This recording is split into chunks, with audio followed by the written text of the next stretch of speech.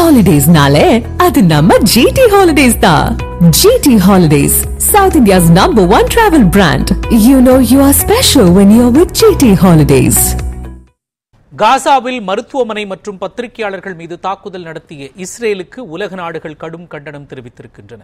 காசாவில் உள்ள நாசர் மருத்துவமனையில் இஸ்ரேல் ராணுவம் நடத்திய வான்வழி தாக்குதலில் 5 பத்திரிகையாளர்கள் உள்ளிட்ட 20 பேர் கொல்லப்பட்டனர்.